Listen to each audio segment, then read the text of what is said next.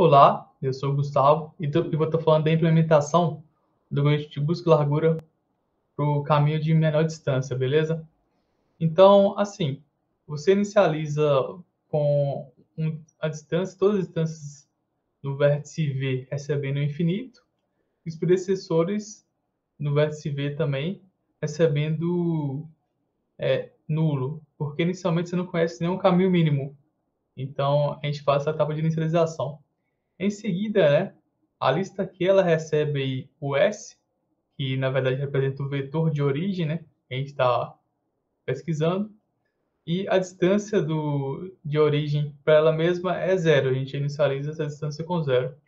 Então a gente faz, enquanto, né, o tamanho da lista aqui é diferente de zero, a gente remove o primeiro elemento de Q e adiciona em U.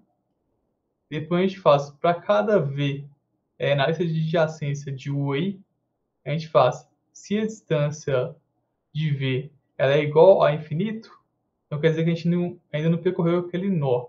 Então a gente vai para ele. A gente faz o seguinte, adiciona V ao final de Q, né, ao final da lista Q. A distância de V ela é atualizada, que está em forma infinita, ela é atualizada para a distância de U mais 1, que é a distância de V passando por U mais 1. E o predecessor de V ele é atualizado com o valor de U, beleza? Por fim, a gente retorna aí a distância e os predecessores, que no caso são os pais desses nós. Então, para efeito de teste, né, eu utilizei o arquivo toy.txt, coloquei o preço de todas as arestas como 1, para tornar ele um grafo não ponderado. Mas também a gente vai fazer um teste nesse arquivo no Facebook combined.txt, que é outro arquivo aí maior, né, que representa o gráfico de conexões do Facebook aí, e que também é não ponderado, beleza? Então, o primeiro teste, né, o toy.txt, a gente vai partir do vértice de origem 0 aí, tá? E vai buscar o vértice de destino 4. Então, a execução ocorreu rapidamente aqui, né? Foi 0 segundos. Esse tempo de execução, ele costuma variar aqui na minha máquina com o PyCharm. Variação no sentido de que às vezes é 0.003, 0.002 e por aí vai. Mas enfim, ela é uma distância significativa em zero, né? O custo foi 2 e o caminho 0, 1, 4. Significa que de 0 até 1 tem uma aresta aí com peso 1, de 1 até 4 outra aresta com peso 1, beleza? Somando os dois dá o custo que é 2. Agora vamos fazer o teste com o Facebook, né? Combined. E vamos pegar aqui do vértice de origem 0 até o vértice de destino 4000. O arquivo tem mais de 4.000 vértices. Então, ele está processando, demora um pouquinho mais, demorou 2,03 segundos, né? Encontrou que o melhor caminho aí seria passando por 0, 34, 414, 594, 3.980 e 4.000. Então, de 0 a 34 tem uma aresta com peso 1, 34 a 414 outra aresta com peso 1, e assim em diante. Aí somando o peso da aresta de 0 até 34, desce de 34 a 414, 414 até 594, 594 até 3.980, 3.980 até finalmente o destino que é 4.000, é um curso 5, e esse foi o tempo, beleza? Bom, dando continuidade aqui, então, quero primeiro mostrar o nosso main. Primeiro a gente faz o nosso import no grafo, e depois a gente importa o time, que vai ser o responsável por contabilizar nossa execução. Primeiro eu instancio o nosso objeto grafo, aí eu peço aqui para o usuário digitar o nome do arquivo presente na pasta dataset, e também o vértice de origem e o vértice de destino. Depois de o usuário informar esses dados, eu já começo a fazer minha contagem do tempo de execução. E aqui eu chamo a função caminho mínimo. Depois termino a contagem. Bom, indo aqui para nossa classe grafo. Primeiro, a única diferença dela para o nosso grafo implementado em aula é que aqui a gente não está fazendo uso da matriz de adjacências, a gente está só usando a lista, beleza? A primeira função para adicionar uma aresta, que foi implementada em aula, não tem nenhuma diferença, é exatamente igual. Aqui a gente tem a função para ler o arquivo, que também é igual. também a função para obter os vértices adjacentes a um determinado vértice, que também foi implementada em aula, no formato vértice peso, que é esse aqui, o VW. E aqui começa a nossa implementação. Primeiro, a gente tem o def ponderado, que é uma função que vai retornar um boolean se um determinado grafo é ponderado ou não. Então, para isso, eu percorro para cada elemento da minha lista de adjacências e para cada par, eu verifico se, aqui nesse modelo de vértice e peso, eu verifico se o peso ele é diferente de 1. Se eu encontrar um peso diferente de 1, eu já retorno true falando que ele é ponderado. Caso eu percorra toda essa lista e não encontre, eu retorno false para que ele não seja ponderado. Aqui agora a função para verificar se existe alguma aresta de peso negativo. É o mesmo esquema. Eu só mudo aqui a verificação no if, né? Aqui eu verifico se é diferente de 1, né? Para se tiver um peso diferente de 1. E aqui eu só verifico se o peso é menor que 0, para ver se a aresta é negativa. Se for, eu retorno true, falando que o grafo possui aresta negativa. Se não, eu retorno false. Bom, primeiro eu vou pular essa função aqui. Eu já quero passar direto para o Didática, o último Didática. Bom, primeiro eu recebo aqui o vértice de entrada, né? Que vai ser o vértice de origem. E nas linhas 124 e 125, eu faço a inicialização dos meus vetores de distância e vetores de predecessores. O meu vetor de distância vai ser infinito para cada vértice, e o de predecessores vai receber nulo. Aqui na linha 127 também eu faço parte da inicialização, que meu vetor de distância na posição do vértice de entrada, a distância dele vai ser 0, né? E aqui eu tenho uma lista de vértices que vai conter todos os vértices contidos na minha lista de adjacências. Também faz parte da inicialização. O algoritmo começa de fato na linha 130, que enquanto a minha lista de vértices não for vazia, a primeira coisa que eu vou fazer vai ser pegar o vértice de menor distância na minha lista de vértices no vetor de distâncias através da função get menor distância, que foi a que eu pulei ali em cima.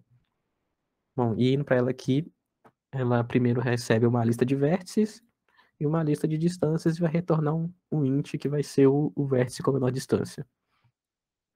Bom, na linha 96, 97 eu faço a inicialização para fazer as comparações. Primeiro, a menor distância vai ser infinito e o vértice com a menor distância vai ser nulo por enquanto. E para cada vértice na minha lista de vértices, eu vou fazer a verificação. Se o vértice na minha lista de vértices, se na minha lista de distância a posição do vértice for menor do que a minha menor distância, que é infinita, na primeira interação, a minha menor distância passa a ser a distância desse vértice, e o vértice que eu vou retornar de menor distância passa a ser o vértice, ok? Eu vou fazer essa interação para cada vértice na minha lista de vértices, e assim eu vou retornar o vértice que possui a menor distância. Bom, e esse vértice de menor distância eu vou armazenar nessa variável u aqui. Bom, e na minha lista de vértices partindo para a lista 132, para a linha 132, desculpa. Eu vou ter minha lista de vértices e eu vou remover esse vértice que eu achei aqui com a menor distância.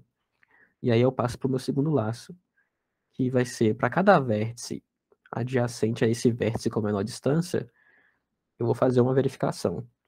Nas linhas 134 e 135, eu estou fazendo só uma nova referência aqui para os meus vértices, para os meus dados, porque eu achei mais interessante fazer dessa forma pelos motivos de legibilidade do código e pelo fato de uma pessoa que não esteja acostumada com Python, ela consiga ler e adaptar para a linguagem que ela estiver mais acostumada, porque eu podia facilmente fazer no mesmo modelo de VW aqui que tem no busca em largura.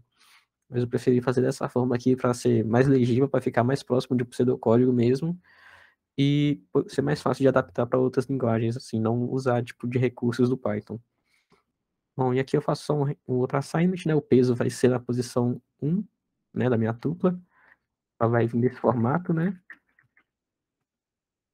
Formato. O meu peso vai ser esse W e meu vértice vai ser esse V aqui, ok? Agora, recebendo, né, fazendo a nova referenciação desses valores, eu faço a verificação. Se o meu vetor de distância nesse determinado vértice, se a distância desse vértice for maior do que a distância do meu vértice de menor distância mais o peso da aresta, eu vou atualizar essa distância. Então, a distância do vértice vai ser a distância do vértice com a menor distância, mais o peso da aresta, e o predecessor do vértice que eu encontrei, uma nova distância menor, né? Isso aqui vai verificar se eu acho um caminho menor para outro vértice. O predecessor desse vértice vai ser o vértice com menor distância. Eu vou fazer essa interação em cima da minha lista de vértices até que ela esteja vazia, ok? E no final eu vou retornar tanto a minha lista de distâncias quanto a minha lista de predecessores e o nome do algoritmo. E esse é o nosso algoritmo de Dijkstra aqui. Agora, partindo para o de Bellman-Ford, as duas primeiras linhas são idênticas, são linhas de inicialização. A linha 145 equivale também à mesma linha 128 aqui, que é uma inicialização para o vetor de vértices, que nós vamos usar aqui também.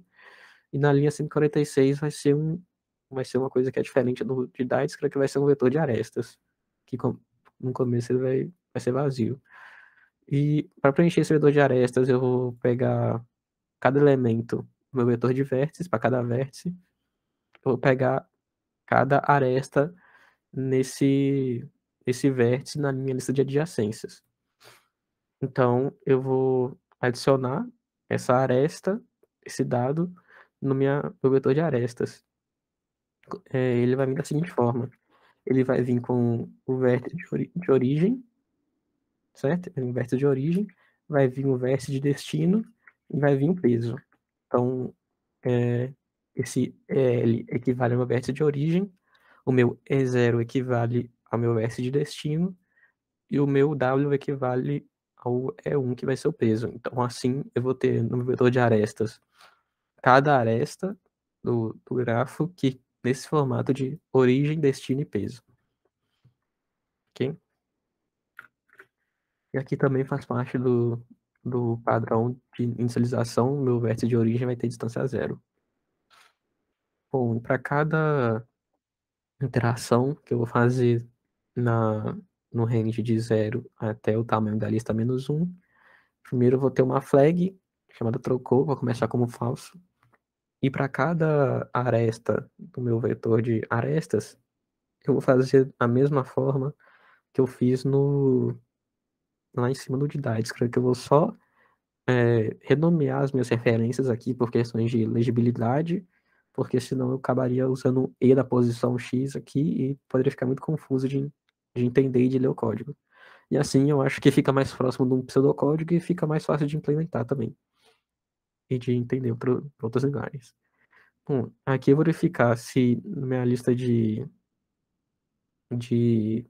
distância do meu vértice, se a distância do meu vértice de destino for maior do que a minha distância do meu vértice de origem mais o peso da aresta, então eu vou fazer uma nova atualização porque eu descobri um novo caminho.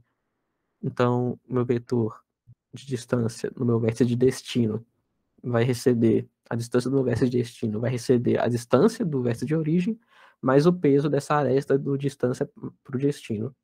E o meu predecessor do vértice de destino vai ser o meu vértice de origem, porque eu encontrei um caminho menor para ele. E aqui eu atualizo a flag para true e assim eu não caio nesse if aqui, nesse break.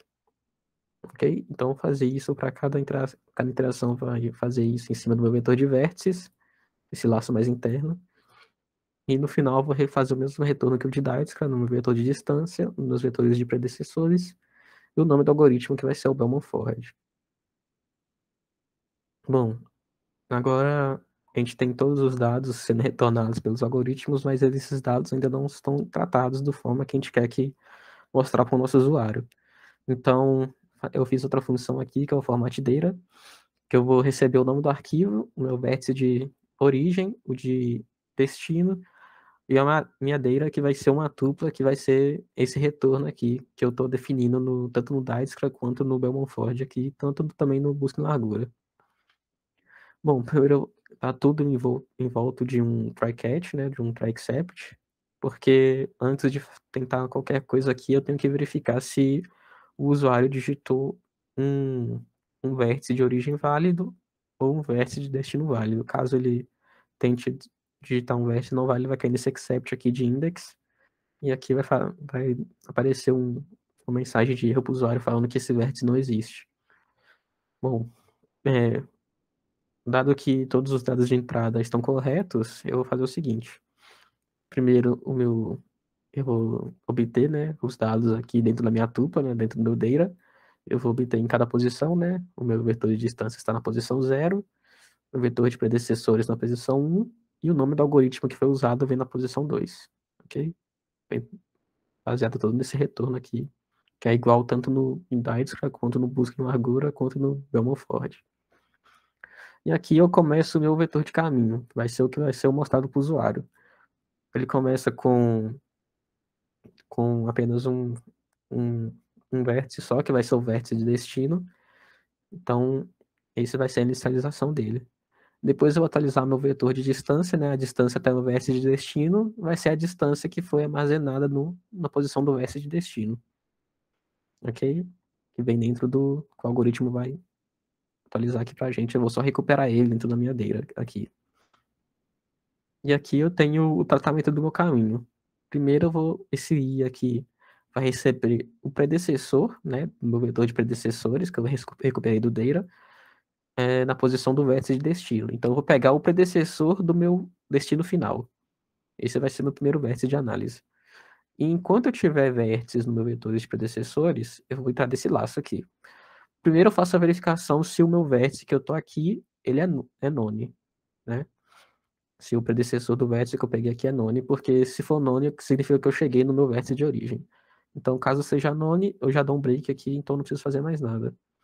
Caso contrário, eu adiciono esse vértice no meu caminho, a linha 185 aqui, e atualizo esse vértice aqui para o predecessor do vértice que ele está. Então, por exemplo, supondo que o vértice V vale 4. O I vai ser o predecessor do 4, eu vou adicionar o 4 no meu vetor de caminhos e eu vou atualizar o meu I para o predecessor do 4, ok? Então, eu vou ficar nesse loop aqui até eu achar um vértice que não tenha predecessor, que vai ser o meu vértice de origem. No final, eu vou dar um reverse nesse caminho, porque esse caminho vai estar numa posição, vai estar revertido, né? Eu vou começar do final e até o início, então eu quero que apareça do início até o final. Ok? Por isso que eu dou esse reverse aqui.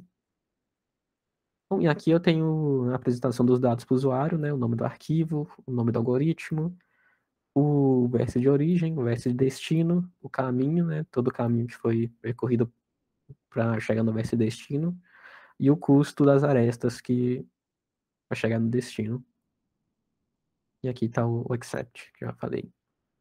E aqui é a minha função principal, o caminho mínimo, que vai receber o nome do arquivo, o vértice de origem e o vértice de destino. A primeira coisa que faz vai ser ler, né, o arquivo, que está aqui dentro da minha pasta dataset. E aqui eu faço duas verificações. Como eu tenho 3 algoritmos para trabalhar, eu vou ter só 2 verificações e uma caso contrário, né? A primeira verificação, eu vou ver se o grafo não é ponderado, porque sabendo que 2 algoritmos trabalham com grafos ponderados, que são o de Dijkstra e o de Bellman-Ford, primeiro eu quero saber se ele não for ponderado, porque eu tenho certeza que eu vou usar o busca em largura. Então, se ele não for ponderado, eu uso o busca em largura, passando o nome do arquivo, vem para o parâmetro aqui, os 2 vértices, e passando também o busca em largura com vértice de origem, que foi passado para o parâmetro, e eu retorno o format data aqui, que foi essa função para mostrar os dados para o usuário. Bom, se ele não caiu nesse if aqui, eu sei que ele é ponderado. Sabendo que ele é ponderado, eu tenho mais 2 algoritmos para usar. Eu posso usar o Bellman-Ford ou então o de Dijkstra. Então, a diferença dos dois é que um eu vou usar com aresta negativa, né? Quando eu tiver arestas com peso negativo, que vai ser o caso do Bellman-Ford. Então aqui eu faço a verificação se eu acho alguma aresta negativa no grafo. Se eu achar, eu já vou usar o algoritmo de Bellman-Ford. Se eu não cair, se ele é ponderado e ele não tem aresta negativa, então automaticamente eu já vou usar o de Dijkstra aqui. Ok? Então, essa foi a nossa implementação aqui nossos algoritmos de caminho mínimo. Eu queria fazer alguns testes aqui, certo? Primeiro eu vou testar o toy.txt do 0 ao 4. E aqui parece que o tempo é muito pequeno, porque é um grafo bem curto mesmo. Se for usado outra ideia para fazer a compilação desse código aqui, provavelmente vai aparecer mais casas decimais, por exemplo, 0.00003 segundos. Aqui no Python não está aparecendo. E aqui eu tenho todos os dados apresentados para o usuário, com o nome do arquivo, o nome do algoritmo, no toy o melhor algoritmo possível da Dijkstra, o vértice de origem, o vértice de destino, o caminho para chegar e o custo do caminho. Ok? Então, fazendo mais testes aqui, eu vou usar agora o RG 300 4730.txt, passado vértice 0, deixa eu ver algum vértice qualquer aqui, 74, pode ser.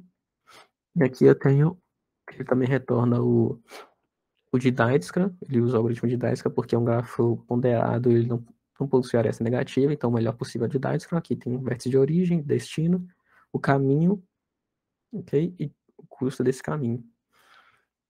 Agora fazendo outro teste pro de busca em largura, que o Gustavo já fez também, no Facebook, binary.txt, começar do 0,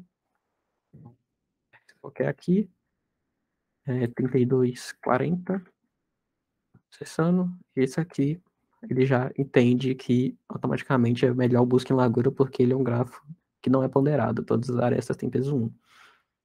Aqui está o caminho, o destino, o custo, né, aqui de 0 até 58, peso 1, 58 até 1684, peso 1, 1684 até 3240, peso 1. Então, mais um, custo 3.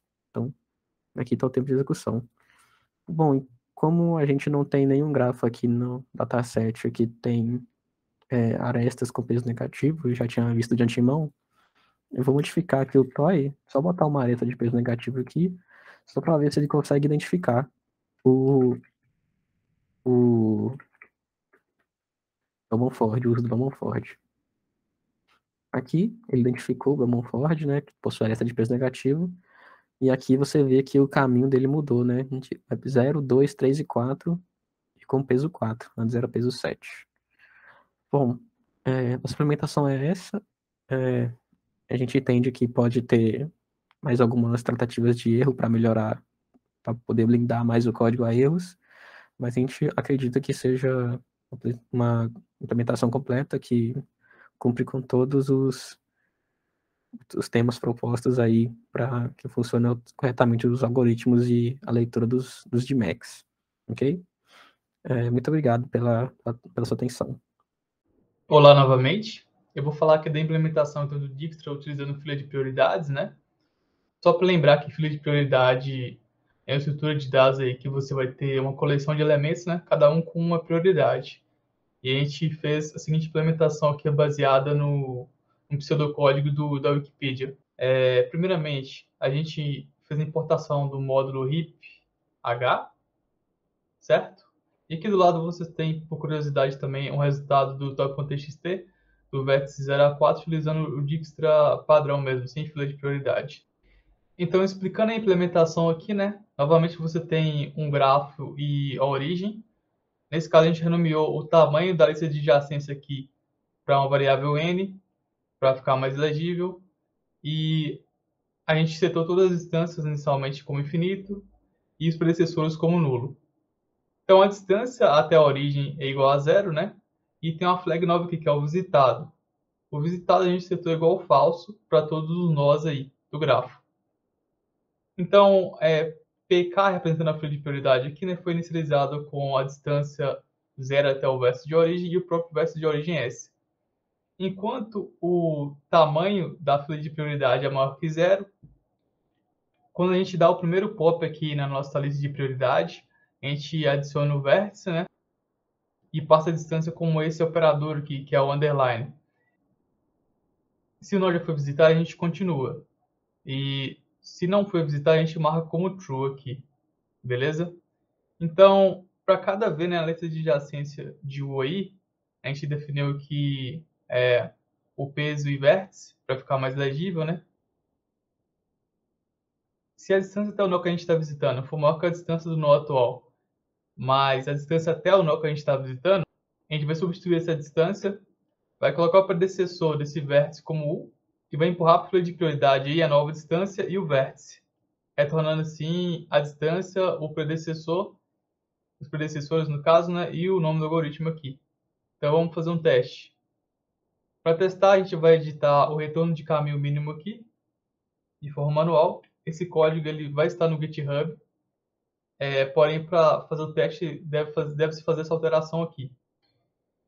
Então a gente vai testar com o toy.txt primeiramente, né? Colocando mesmo os vértices que a gente tinha pesquisado anteriormente, 0 a 4. Vamos notar aqui que o resultado é igual, né? O caminho é 0,214, o melhor caminho, e o custo é 7, com esse tempo de execução aqui. Por fim, a gente vai testar o outro também, que é o RG300, né? Então a gente vai colocar aqui o nome do arquivo. Vamos fazer do vértice 0 até o 40. Então, ele retornou aqui, né? Que é o Dijkstra com fila de prioridade, 0 a 40. O menor caminho é esse com custo de 10. E essa foi a velocidade de execução.